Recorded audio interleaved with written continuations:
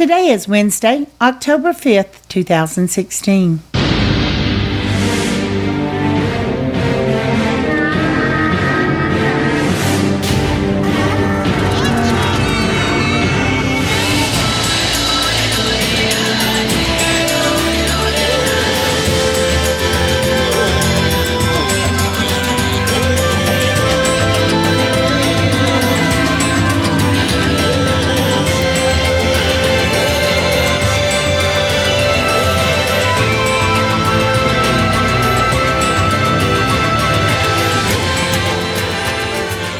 Welcome to the Survivor Fans Podcast. I'm Joanne. And I'm Stacy. And this is our recap of Survivor Millennials vs. Gen X, Episode 3. This episode was titled, Your Job is Recon. That was spoken by Michaela when they get tree mail over on the Millennial tribe. Previously on Survivor, over at Gen X, we're told Paul is in charge of the 6. It should have been foreshadowed. Yeah, I guess it was. I don't think it should have. It was.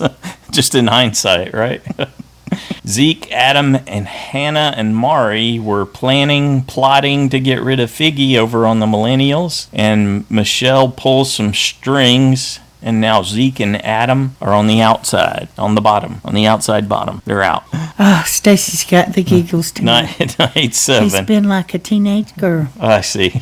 You got me tickled before we started recording. Oh, yeah. Night 7, Adam congratulates them on being on a well-played tribal council great blindside. And he's specifically talking to Taylor and Figgy. It's not like they actually did anything. I liked it because of that. Michelle notes that it did not feel good.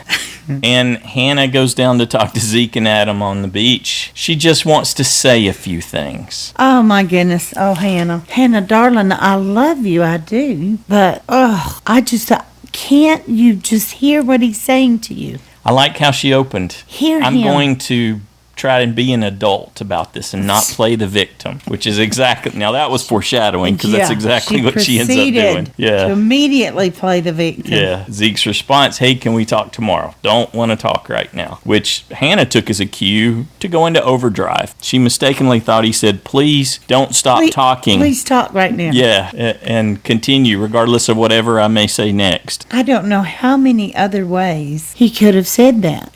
I thought he did that really well. Gave her at least a good 3 shots before it got bumped up a level. And Hannah tells us that Michelle had told her that she had the numbers, and so she didn't figure it mattered. She just didn't want to be on the bottom. I didn't disagree, actually, with her reasoning for going ahead and doing it.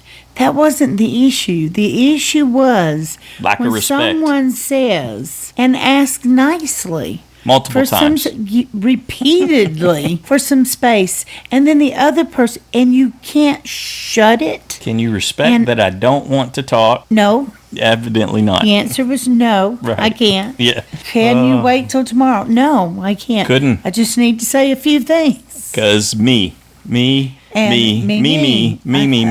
This is actually not about you, Zeke. It is about me. Yeah, Hannah tells us hopefully she can repair it with Zeke and Adam. She's open to being used. She doesn't even like her alliance. Okay, well. I loved Adam's response, how they were on the dummy island there together. That felt like my girl circling the drain.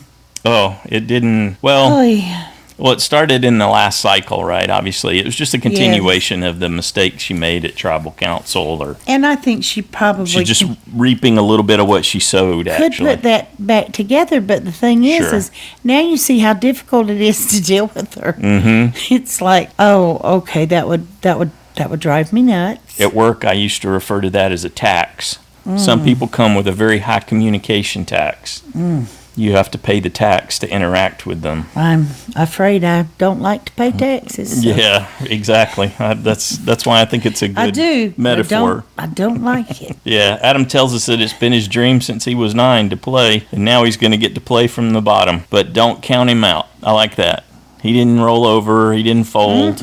Didn't give up. Don't count him out. No, he's going to find a way back. No, I liked how he handled it very much. And I didn't feel like we really got to see enough of that whole exchange, but I think because it really wasn't going to amount to much this week. I saw plenty. Well, yeah. I didn't want to see any more of Hannah. I didn't want to see more of that. I wanted to see more Adam and Zeke. communication with each other, Oh, okay. not just Hannah saying the same things over and over and them repeating themselves over and over, and nobody really communicating. Yeah. Okay, back over to Gen X. Paul, Bret, and Sunday and Jessica Very tan watched Bret. this Looked like a segment. tan Bret in that Yeah, light. yeah. That's what you noted right away. Yeah, it's it's like, like, look how tan whoa. he is. And then I thought, oh, but they all look darker, so must be the lighting. The morning light. And but they're sitting there. I guess they're all early risers or something. Anyway, Paul's going to go fishing and get some, what was it he said? Yellowtails or something? I don't know that much about fish, but unless it's catfish. I'm not sure Paul does either. He just knows how to talk a good game, at least with what they showed us, right? Yeah. And his success out there. I like that quick conversation. There was some more foreshadowing for you between CeCe and David just prior to him going out to fish. CeCe says that she trusts that things will change, and David says, well, it's me after you. And in his confessional right then, I have a hidden immunity idol, so I'm not going to give up. And I love seeing another side of Jessica when she was mocking Bret's accent with the shock. yeah, Paul's back from the dead. He's feeling awesome as he heads out to do that fishing. Then he comes back and tells us, well, the current was too strong. That's what it was. I just couldn't get in. It was murky. It didn't look that murky in the shots that we got to see, but he was unsuccessful. Well, he went out and made an effort, and that was that, and he was done. Ken tells us this is a common occurrence with Paul. There's what he says, and there's what he does, and there's not much delivering when it comes to what he does. And he keeps asking, what does he offer to the tribe? Okay, over to Millennials there on day 8, and we get to see the hidden immunity idol. Adam's out walking around. The music changed. We got some hidden immunity idol music. I thought for sure he was going to find it. But that one actually looked like it's going to be hard. And I'm colorblind, so I can't always see these things, but I didn't see that conch shell was painted. It was. It had something on it? Yes. Oh, okay. So it didn't look like to me it wouldn't have stood out, so it would have been better disguised than a coconut with a pattern painted on it. And it was there on the beach with other shells. It was a go-go with a pattern painted on it. I know. That's what I'm saying. Oh, okay. That one was way out of place. It wasn't under a coconut tree, and it had a big pattern painted on it, whereas this shell had nothing that I could see. Yes. And it was on the beach with other shells. It looked where one might find shells. Exactly like the other one to me, except maybe the paint was different. Okay. Well, that didn't show in what I observed. In any case, he didn't find it. It looks like it's on the path along the way to Tree Mail. He or someone else will have another shot, but they've shown us where it is. So Adam brings back the Tree Mail, and we find out about the summit, the Survivor Summit, and it's an opportunity to do some recon on the other tribe. We get a quick confessional from Will. He's all in. He wants to go. He wants that experience. And it ends up being Will, Jay, Taylor, and Figgy drawing. That seemed unfortunate, I think. That's what we were thinking at the time, right? Yep. We were hoping that maybe Zeke or Adam would have a shot at it. Yeah, but Taylor tells us he's happy. It's all the top people in his alliance. I didn't realize the Will was top above Jay, or is everyone in his alliance top? Well, hello, it's Taylor talking. Yeah. And he could have just meant the other two. Jay tells us he just hopes that Figgy and Taylor don't start making out and leaving the other Gen X's to think they're all a bunch of idiots. Okay, so this is where we find out that the same thing's happening with Gen X. We got David, Chris, Paul, and CeCe. So David and CeCe, two of the bottom players. None of the people on the bottom alliance from Millennials, but two bottom and two top for Gen X. Really well. Mm-hmm. You know, to have the ones from the different sides. Chris tells us his goals, like some law advice he was given, maintain clear eyes and a cold heart. David's ecstatic. He's thrilled at the opportunity, and he's hoping, I think, that somehow he's going to get swapped over to their tribe at this point. He's so ecstatic about the whole thing that to me, I think he ends up making a blunder here. I thought Paul was kind of weird, thinking that these kids were looking at him like a dad. They would be I think happy they to dig chat me with. and appreciate me as a dad-like figure. It's like, really? And then he goes on to basically insult David. Have you heard David scream? He screams when bugs land on him. We're thinking you might have heard him over on your island. I liked that Chris at least asked about hookups, but this wasn't the crew to give him the information. But he was curious if there were any of that going on. But that just shows them that he's really, he seemed to think he was subtle somehow, and that was not subtle. Well, it's not subtle. Pumping for information. I didn't realize that he was going for subtle. I thought he was being subtle, just casually asking about hookups. Because all you young people over there, we're old. We don't care. David tells us that he needs new friends because he is on the bottom of that alliance. And Figgy and Taylor end up talking to David and CeCe, and that's when they out Paul as he's the boss man, I think as CeCe called him. Here's the thing. They made Figgy and Taylor look like they were really playing the game. Yes. They were taking their job seriously. David managed to make Taylor look sharp and astute at the game of Survivor with no provocation, with nothing, no reasoning that we could see, saying to David says to Taylor, hey, let's work together. I think this guy really gets me. Well, he did exactly the same thing that he did with Bret and Chris on day one. And I trust you. I got your back. It wasn't a warning sign to Taylor. No surprise there. But he's telling him, hey, I'll pick off my tribe. But you let me know who you want. TMI, David, TMI. Could have played that a completely different way. But, yeah, I was just stunned that he came off looking worse than Taylor. But Taylor gave David a ray of hope. Yeah. So I don't blame David for going after it. It just seemed a little bit erratic or something. The phrase "you're trying too hard" it's like it should be under the picture of him, right? That's his first go-to. David tries too hard. Action. Yeah. Yeah. Okay, so they get back from the summit. They weren't there long. All this is happening on day 8, the day after Tribal Council. Yeah, that seemed like a long day, didn't it? Mm-hmm. And CeCe tells Ken, they call you the Ken doll, which is exactly what he wanted to hear. Right. Oh, gee, never heard that before. Yeah, it turns out he's been teased that way his whole life. Okay, Ken tells us he needs some fish, so he goes out to show that he can do what he says. Now, they weren't very big fish, but there were a couple little fish. Bring back some of the yellowfin, some tuna or something like that he was talking about. But, yeah, it's protein, and that's good. Anything's better than nothing out there. But I'm sure they would have liked to have seen another octopus. What did you think about Ken's pitch to Jessica? I respect him for trying that and, expressing himself. What did he have to lose? He's got some game, but he doesn't seem to have any of their respect. Something has happened where he's not valued. I mean, you can tell, even he says it is bugging him. I don't get it. I'm not included. You and Sunday are very humble. Paul's not. What is the appeal of Paul, given where Jessica and Sunday are coming from? That was nice. He paid her a compliment that they were humble. Mm-hmm. Jessica tells us, are her eyes looking better? They are. Sorry for the aside there. They're not great, but yeah, they're looking better. They're still a problem, but they're not as red, right? No. Mm-mm. Jessica tells us, so Ken wants in, but she's got an alliance. So doesn't seem like there's a way in for him at that point. But what I liked was she was trying to...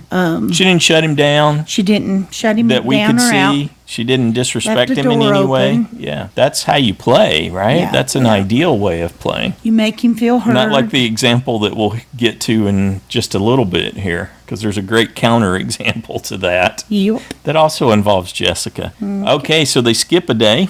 Over to day 10, we got nothing from day 9. And Figgy's telling Taylor and Jay and Will, I think, that are out there laying out on the little bamboo there, that they're going to have a blast when they come visit her in Nashville. And they decide Zeke's going to be the next to go. You think they maybe had bad weather or something on day 9? They just didn't show it? Or? Well, this happens every season. We just get skip days. We usually get quite a lot of them. Okay. So this is standard procedure as far as I recall. Okay, so, here again we have Adam talking to Michaela, trying to explain things, and Michaela tells us, she's watching, she's listening, but she'll follow her gut. I imagine she's feeling pretty safe because she thinks she's right in the middle. She can go either way. Don't you think? I think that she realizes she has options, and right now she's included with the majority. Mm-hmm. But I don't know how good she feels about where she is, given how she feels about Figgy, which she further reinforces. She's no Yeah. Figgy fan. No, Not at all. And if she is as smart as we think she is, she will keep her doors really open, because they won't hesitate to get rid of her if they get down in the numbers. They'll toss her easy. Sure, she's already been on the chopping block. I mean, I thought she might have mentioned that at that point, but Yeah. to her credit, it didn't appear, at least to the edit that we got, that she did. But I wouldn't have been surprised if she had said, let's see, now, weren't you and Zeke the ones that had my head on the chopping block before? But she didn't. She played it. She sort of soft pedaled it. So that was good on her part, I think. So she tells us in a quick confessional, no decisions now, but she liked that Adam was giving her options. And so if they do pull her in and they have Hannah, that's 4. But they still need Will. They need Will back. Yeah. Because I don't think they would ever get one of the others, but then you never know. So when they were all out there laying on that raft and talking, they made it, this is just me interpreting what I saw, right? But it was like Will wasn't necessarily a part of it. He wasn't interacting. We didn't get any of him talking to them. It was just them talking and him Listening. there, right? Yeah. So maybe there's still a door there with Will. So I think that's something that could he'd be potentially wise come to keep together. that open, because Sure. I don't think he's in the top 4. He might be number 5, Yeah. but that's still number 5. So Could be. okay, immunity challenge. Yep. Plus reward. We got a big comfort reward that's part of that, with those custom chairs, a hammock, some pillows, some blankets, some candles. Good deal. Oh, look, they could have a romantic evening with the candle. There you go. If the Millennials win, how could that possibly happen? Well, we thought they would win. What did you think about the challenge? I thought it was a good challenge, and Mm-hmm. that's one of the reasons that we chose the Millennials to win, is we thought they would do that better, and it came down to finally deciding, let's see, David and Sunday versus, because you could see in the preview Commercial, who was gonna do the puzzle part. Mm-hmm. And I thought, oh man, I have to go with Michelle and Zeke over David and Sunday. Yeah. And I didn't quite understand why they didn't put Jessica and Sunday there and put Ken and David on, just because all he would have had to do is separate the bags out from the coconuts. Yeah, maybe they were afraid that he couldn't toss them to Jay. Well, and I'm sure he wanted to redeem himself for the other puzzle. But anyway, we came up with, both of us, actually, you went with it too. We sat down last night, and we don't often do this, but I said, come in, sit down. I want to discuss who's going home this week and what would have to happen for Paul to go home. And we thought it would pivot around what Lucy decided in playing the idol, maybe doing a 3-3-3. We had this whole Elaborate. Let's just summarize and say that it was elaborate, with David playing the idol, and that's how on and on. Paul would end up going. And we thought, no, not going to happen. Yeah, we couldn't. We just. So we thought it was CeCe. So Yeah. I was thrilled in the challenge when she takes so long that, according to Chris, 3.5 Millennials are able to finish the balance beam, carry the coconuts over in the time that it takes CeCe to get across. Though, what did I say? I would give up the point willingly if it were to happen. But we never actually came up with that particular scenario. Never even entered my mind. Yeah, that's often the case when we're gaming this stuff out. We'll miss something like that. Yeah, but I like that. I like that I couldn't figure it out. So the Millennials, we'll talk a little more about that when we get towards the end. Yes, dear. Where that naturally, temporally occurs. Yes, dear. Yeah. Carry on. So the Millennials did pretty good. Only, who was it, Will and Adam didn't carry their bags over. Michaela, Figgy, and Taylor. Oh, did Figgy? Yeah, she carried her own, didn't she? Figgy carried her own. Yeah. So Adam and Will had trouble, and Taylor ran back and took care of it. I had way more respect for Taylor during this challenge. He just acted like that was nothing for him. Yeah. He ran across there. Well, I don't think there's any question about his physical abilities. He's really good physically. He's just not going to be a strategist. I could just hear him saying, "This is what I do for fun." Yeah. That and backflips off This wraps. is what I do. I love Yep. this stuff. And he was awesome at it. I got to give him that. I was like, wow, look at him go. What did you think about Lucy? I love Lucy. Oh, We got Lucy. just a tiny bit from Purple Lucy this time. Mm-hmm. When they were talking to her, trying to coax her to come over, she was shushing. Everybody Interesting. Shut up, Paul.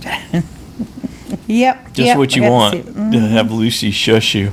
Well, I can understand she's trying to focus and do the balance, and, it wasn't helping. So on the second stage, Jay did really great knocking the pieces down once he got going. And Ken was doing a reasonable job catching up. He definitely closed some of the gap. It's just the gap was so big with CeCe's screw up. Oh, I'm sorry. I have to say one more thing about the first part. Okay. Is I also have to brag on Chris for doing 3 bags. Yeah, just So, as I forgot. athletic. Yeah, he did. He did as well. He just didn't really do it quite as fast or as easily as. Well, I think the reason he didn't do it as he fast did is very because well. of CeCe. This whole challenge pivots around her poor performance and unwillingness to throw the jump bag off down, so that yeah. they could get done quicker. Yeah. But she might not have been able to do it any faster without the bag. Maybe that's what she was thinking. No, I'm not going to buy that at all. Okay. Well, it wasn't her a lot. Paul and Lucy didn't do well either, but you're right. She's the one that burned all the time. Yep. Okay. Yep. So like you said, Michelle and Zeke, they did really good getting that puzzle back together. David and Sunday were doing okay, but there just wasn't enough They were time to just catch up. Too far behind. Yeah, so the Millennials win comfort. I liked Jay's pitch here. I did too. Yeah, Good boy, hey, Jay. Although he showed his hand a little too much, talking about how much he wanted to go. Let me fish. I want to fish. Blah blah Yeah, blah. yeah. If he wouldn't have made it so important, maybe Probst would have made it a little easier. The negotiation, he But the showed other his people, hand too much. If he hadn't said as much, the other people might have been more willing, but I don't think so. I think that's a pretty key thing. If they don't get the food, you don't have the energy. Yeah, I like that Probst made it conditional that Gen X had to agree.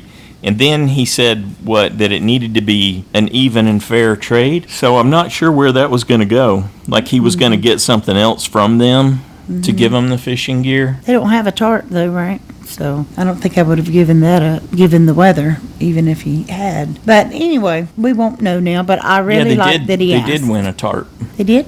Yeah, that was what they won first, right? I don't know. I was thinking it was Gen X that won that, the tart. How come we can't remember anymore? What is wrong with our memories? Yeah, we're both older. Okay, let's not get bogged down on that, though. We'll keep moving along. We'll go back and watch again when we have time. So, okay.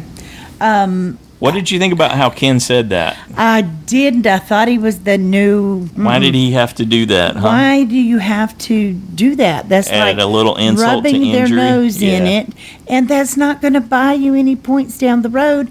You're already on the outs of your tribe. Why go there? And Michaela, well, why do that to people who might end up being an ally for you? That's what I mean. Yeah. Okay. Yeah, it was a strange choice on his part. So maybe that's part of why he's struggling to fit in too. Maybe he's said some of those things and alienated himself. I don't know. Michaela tells us she understands though. Not making us stronger is probably a good thing if you're Gen X. And Chris tells us real quick that, yep, CeCe was absolutely the difference in that challenge. Yeah, and of course, when they get back, Paul agrees with that. CeCe's, Yeah. That's it. CeCe's out. Chris, Bret, Sunday also. CeCe's got to go. You and I are thinking, oh no, we have her Yeah. going. And Oh, everybody's no, talking about her no. going right after means the it won't challenge. happen. Yeah. So CeCe's talking to Jessica and Sunday, and Jessica, she's trying to plead her case a little bit, but when you hear Jessica say the boys are working out the details, it just seemed like that would crush Yeah. CeCe, right? Because she's telling us she's always left out of these things. Well, and Jessica's not taking any responsibility or blame. She laid it off on them. Yeah. Oh, yeah. actually. Well, I think the guys are deciding. Yeah. And it sounds like, and But I'm thinking, oh, you are not It one of makes those her, people. yeah, it makes her sound a little weak to CeCe, but I don't know that she cares. Yeah. It gets her out of the awkwardness of the I conversation. thought, oh no, that is not you. That's just not her personality. So that didn't ring true at all. But to me, anyway. David and Ken have a quick conversation. How do we get the target on Paul? And am I going to do something with the idol? And David tells us he's already got the idol just in case he's going to need it. And then here's where the big moment happens. Paul. Where Paul's talking to Sunday and Jessica. He hung himself. He finally got a kill. Yeah. Right here. Yeah. He killed himself. He took himself out, So, yep, he got one before With he his mouth. got booted off the Couldn't island. stop talking. Well, I'll let you know if you're on your own, girls. If the guys aren't thinking all guy. But if they do, I'll let you know when you're on your own or if you're on your own. And he didn't seem to notice. It didn't register with them. But Jessica's face even reacted. Yeah, how what he said could be interpreted. If he had been looking at her face. That was it. You didn't even need tribal council, it seemed like at that point. So kudos to Jessica. Her and Sunday didn't let that stand. Well, and here last week, Sunday was the reason we completely discounted those girls being involved was, Sunday said, oh no, and we can't be without Paul. We need Paul. The extra videos. We have to have Paul. It's like, well, actually Chris and Bret and Sunday, they were all singing his praises. Ken's been the one who's had the hard time with him. Well, guess who's not feeling so secure tonight? Paul tells the guys, was it Bret or Chris, saying, hey, the ladies are all over there talking. What's going on? Paul's like, we're good. We're fine. We're good. We're fine. Okay. Yeah, it was Bret. That's who it was. Yeah. Okay, time for tribal council. So now you're going in with the targets are Paul and CeCe, and we still have we've got a little hope we're holding on to we're here. Oh, no, it'll be CeCe. They're not going to do it. It's too soon. They'll do it later. Yeah. We're still good. We're going to get a point for CeCe. And David gets the first question about the summit and what his takeaway was, and so he sees them as peers, and he's developed mutual respect. Okay. And all these changes and the tests that he's going through are helping him. The experience is helping him manage his anxiety, which, hey, that's cool. That's a really good, positive thing. And, of course, Chris tells Jeff, it's way too early to make any assumptions about, who's fifth or sixth. It's just way too soon for that. Nobody's into that. And I thought, okay. Wonder where CeCe went wrong. What do you mean? Well, she answers Probst just before there with Chris, and she says, no one's talking to me, where she notes that she's on the bottom with Dave and Ken. But we've seen her say that a couple times now over a couple episodes, no one's talking to me. That's always a two-way street, so somewhere she lost them, and I don't think we really understood what happened. We didn't get anything to help with that from the Rachel interview. She aligned with Rachel, and that made her, you mean put her initially? on the outs. Yeah. Well, that's all they ever said is that, and because they said she hasn't done well in any of the challenges. Yeah. I think that's the main reason. And when Probst asked her about this last one, she said, oh, yeah, I feel good about it. Yes. Mm-hmm. And he highlights this is his opportunity to inflict more Generation War stuff on us. They were cooperative. They were adaptive. They were more efficient. How many of you guys text? didn't work well together. And you're inefficient and you're texting. All this goofiness. Yeah. Ken tells us language is beautiful, and Bret and Paul both crack up at that point. So they don't have respect for Ken. Well, I liked it that Probst talked about the guys that, some prefer vinyl, and I thought, he is that guy, Jeff. But actually, with the resurgence in vinyl, I think Probst is off on that. A lot of that is the millennials, the younger generations, are favoring it and have brought that back a lot. I wouldn't know. Okay, fair enough. Okay, so then we have the suspense of seeing if David's going to play his idol or not. Mm-hmm. But he was giving messages that he wasn't going to, right? Because he's talking about how his experience is good and it's helping him with his anxiety, and he's got mutual respect for the other tribe. He wasn't antsy. I know, but we know the reason for that now. Maybe not. He was confident that they had a deal. Maybe not. Who knows? I think he did. You think Jessica and Sunday shared that with him? Would you share it with him? I wouldn't. I think they did, or I at would least not. She did. I would I would ask them who they're voting for and see if they said and entertain a conversation, but I wouldn't tell David anything. That guy can't be trusted. He cannot be trusted to actually not screw it up. Well, even if the girls didn't tell him, they needed at least CeCe and Ken in there, so they would have told him. So what do you think, he's part of their looking lives. back at this with what Jessica answered about how the vote would impact the tribe? She said it's going to help them move forward. They need to focus on winning the challenges. I don't think taking Paul out is that. It's a good cover for taking Paul out, I guess, as an answer. But keeping CeCe in this game, not a way to win challenges.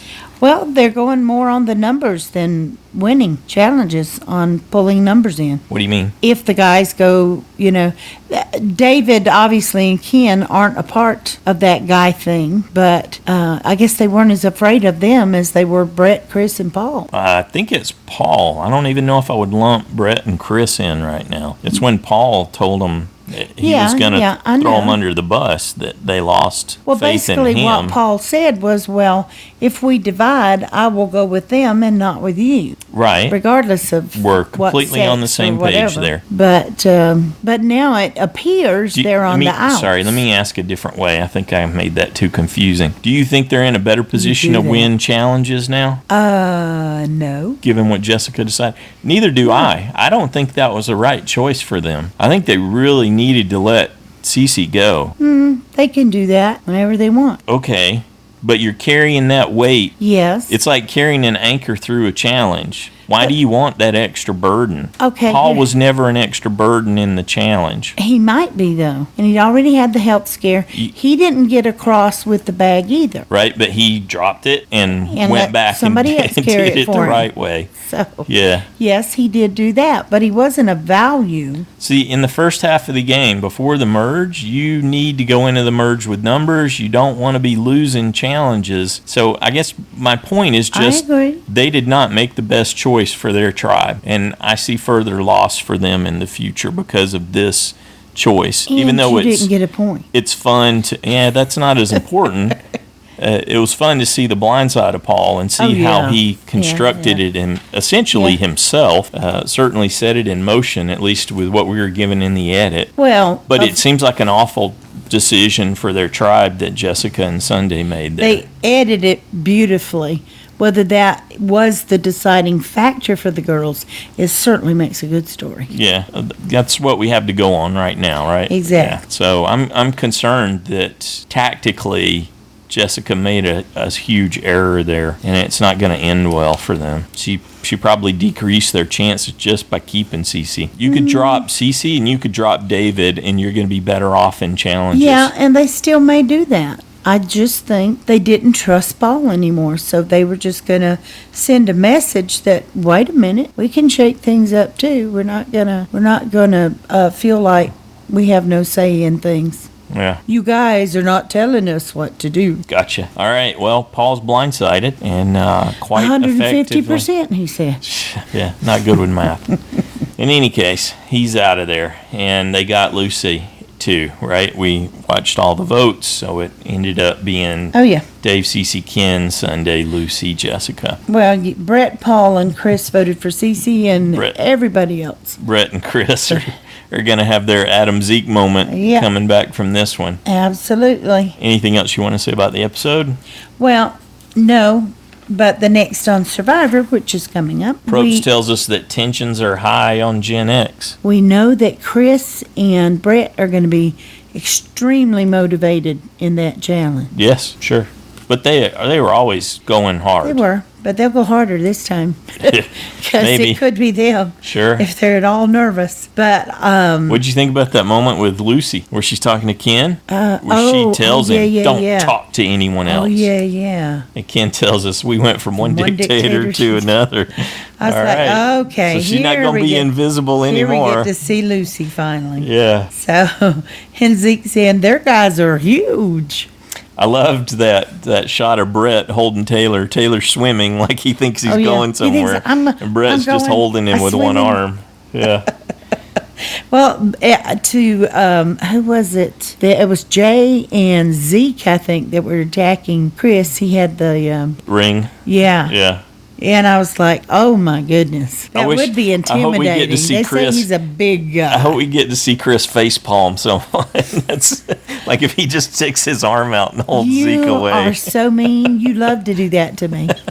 You have Don't long facepalm. You say that You have like I do to. this on a regular basis. You have done it. It has happened in the past. Just like you used to take my hand and go, stop hitting yourself. Stop hitting yourself. Stop hitting yourself. Yes, it's juvenile, but it made me laugh. Yes, the most juvenile things make you laugh.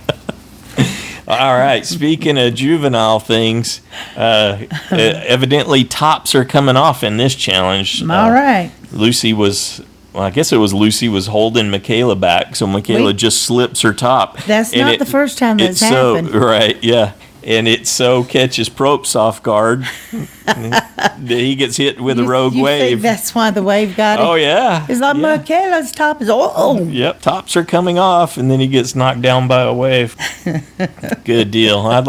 That's one of the funniest next times on Survivor I think we've seen. Yeah. I did enjoy it. It reminded me of the other water challenges they've had where they, got physical. But sometimes people get hurt in those. They try so hard, There have been people that have told us in interviews that someone was holding them down underwater. Yeah, and they had to stop the challenge and tell them not to do that or they were going to end up having to forfeit. Yeah, but I just can't imagine any of them, the way they talk about, even before the show started, they talked about the big guy. Yes. So to go up, that just seems unfair somehow for a little Well, you got the nimble little guys that are great on the balance beam, and you got your big guys that, when it comes to a challenge like this, can do some damage. Yeah, but how do you combat? Taylor's just swimming away as hard as he can, and Bret's just got his arm One around arm his in waist. yeah. It's like, you're not Where you going, anywhere, buddy? dude. Yeah. They got you. Yeah. And even Stop the hitting women, yourself. Lucy was, that's kind of her challenge thing. This is where her muscles could really play. Could, but it didn't stop wiry Michaela at all. She totally slipped her top and slipped Lucy's grip. And was it Michelle was gone. trying to hold Lucy back? Or anyway, they did. We couldn't well tell if together. it was Hannah or Michelle, but yeah. I thought it was Michelle. You thought it was Hannah, but yeah, it's that hair. It's hard to tell with that hair from the back. yeah. So anyway, I think that should be very interesting challenge. Yeah, it should be entertaining. Now, do you think they will go to when are the reward challenges going to start? Yeah, It's about that time, right? Yeah, it could be. Starting with reward 3 and going. we kind of know the people enough now, and there was no switch up, so you kind of think they'd start going to reward and immunity. Possibly, yep. We'll have to keep an eye out and see what it looks like, what's happening with the next one. All How about a right. JSFL update? How are things going there? Is it sorting itself out We any? had 3 USBs were lost. There is now in JSFL, there are 6 people tied for first place, so we're narrowing things down. Yep. 86 people, congratulations. Good job. Gained a vote-off point. We considered it and We did consider it. ruled it out. Yeah, we did. Okay. Outsmarted ourselves. picked the wrong Much one. like Paul. Okay, 48 people lost a safe point. In the challengers with 13 That points. was bold, having Paul safe.